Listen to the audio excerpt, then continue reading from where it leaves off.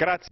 Thank you, President, and good morning, Madam Commissioner. My dear colleagues, this is unique cotton. It's something unique.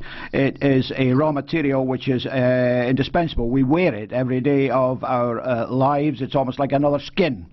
It is a product that we import into Europe and export from Europe as well. In developing countries, however, sadly, it involves a lot of work by children.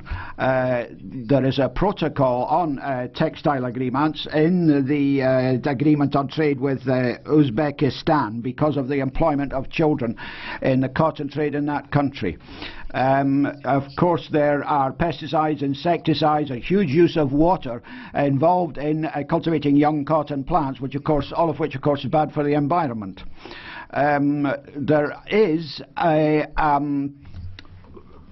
list of good practice, an exchange of good practice in trade at the moment, but it hasn't got very far, unfortunately.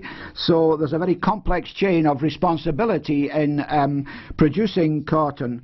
You know, it goes all the way from advertising to the consumer, including production and so on, cultivation and so on. But it's the role of legislators and governments to put in place a proper system, and that's what we should focus on in this debate. Today we have instruments available to us, as the Commissioner has reminded us. We should start with having the EU sign up to the International Consultative Agreement on Cotton.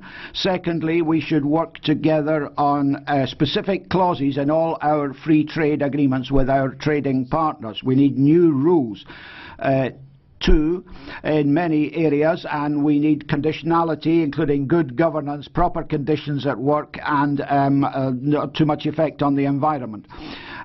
We need a proper partnership with UN organisations that deal with this issue, and the ILO and UNICEF as well. What we've got to do is get to a virtuous cycle using UN agreements, and don't forget that there is something like slavery going on in the cotton trade, and that's not in its place in the 21st century.